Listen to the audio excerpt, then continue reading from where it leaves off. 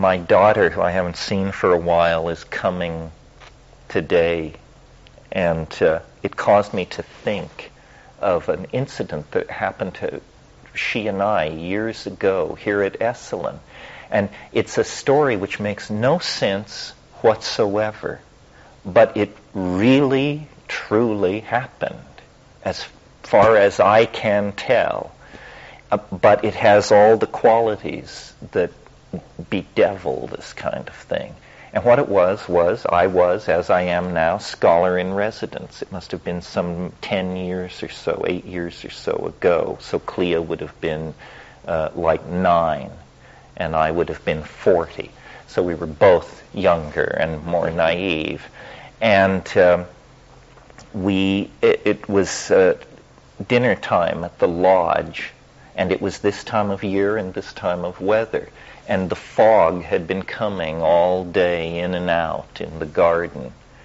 And it was, and we genuflect here, God love him, to Carlos Castaneda, it was that very strange time of day, which only lasts a few minutes between daytime and nighttime, the crack between the world, I believe. It's interesting in South America and also in Hawaii, at precisely that moment, every day, there are certain species of Lepidoptera that rearrange themselves. In other words, that come out from wherever they've been hiding for 24 hours, fly around furiously for 5 minutes, and then disappear again for 24 hours.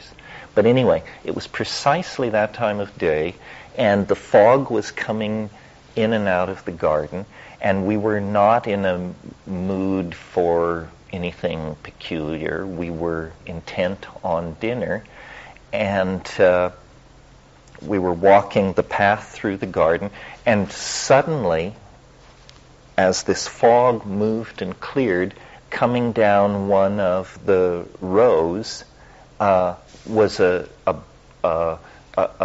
bunny, a small rabbit, except that it had very small, short horns. Now, some of you may know the creature called the jackalope. The jackalope is a large jackrabbit with a pair of antelope horns, and it is a creature known only to exist above certain low-class bars scattered across California and Oregon. It's up on the wall, the jackalope. It's something you kid tourists with. As far as I could see, this was a baby jackalope about this high, and it crossed the trail no more than 5 feet in front of us. We both saw it, and our attitude was not amazement or an awareness that we were entering into a paranormal dimension. Both of us, I think our reaction was, come on. And then immediately behind it was a man, a very thin, not particularly healthy-looking man with a shaved head, wearing something like a gray running suit. And he was running crouched. He was with his hands out like this. He was trying to catch the jack-a-bunny. And when he saw us, he appeared very confused and stood up and turned and walked the other way. And I just took her by the elbow and I said, let's get out of here.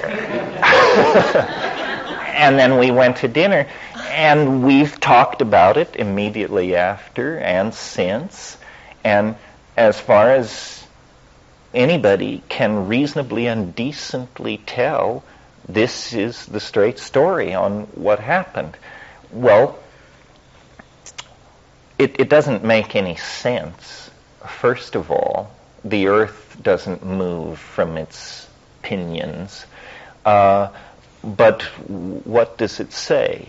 It says that attention falling into a certain place of non-attention is set up for something like this to happen.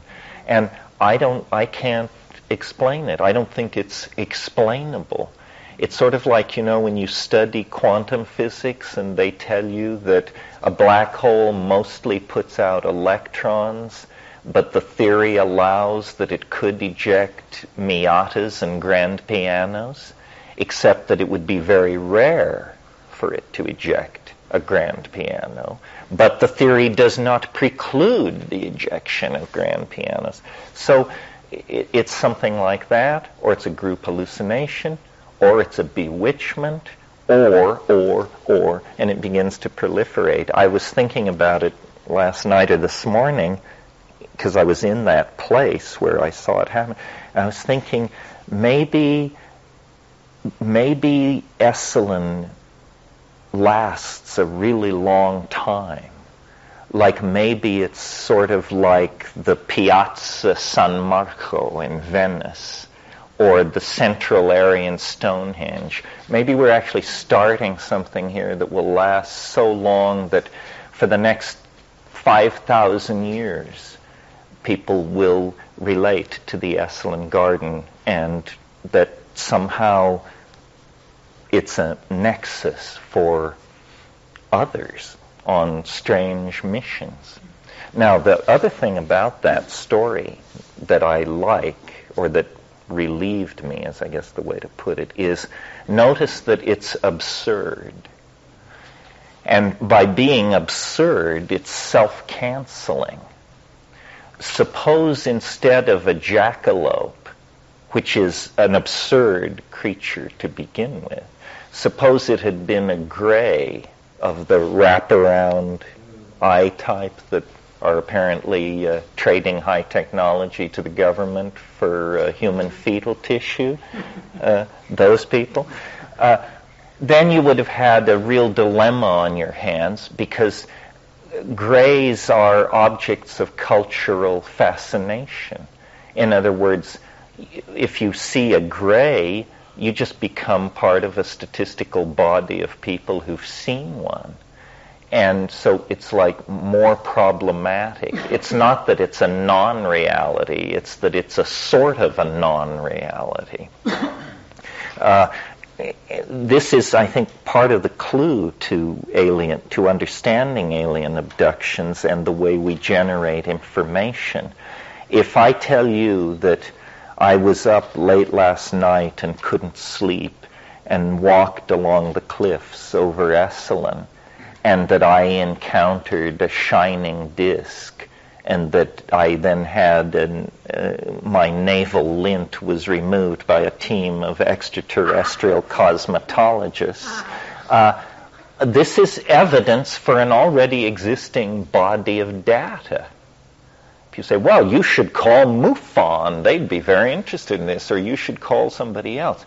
If I tell you I was restless last night and walked the cliffs of Esalen, and that I encountered Bugs Bunny in the company of Patrick Swayze, people would just say, you're nuts.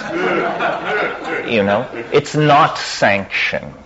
It's not allowed. And nobody gives a hoot or takes it seriously for a moment, because it serves no one's agenda.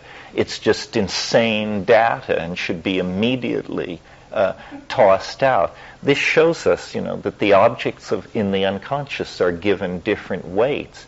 And you can tell a crazy story and join a self-help group, but if your story is too crazy, they won't have a group for you. They'll have a cell for you. So it's worth bearing in mind.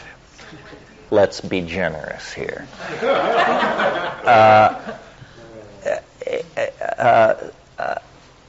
Someone had prepared a bunny with horns to surprise someone else with whom they'd had a lifelong running joke about jackalopes. And they had arrived at Esalen for the surprise birthday party of this person and realized that the bunny was frantic because it hadn't eaten on the long trip.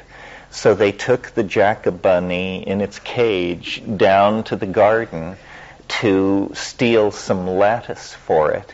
And in the fog and in the effort not to be seen, the bunny escaped with its horns in place, and this person, who probably didn't have a gate pass anyway, could see the whole situation getting out of hand and was frantically trying to capture the horned bunny and get it back in its... See, people say, gee, what a party pooper this guy is. Well, yeah, but we're trying to save the laws of physics and reason here.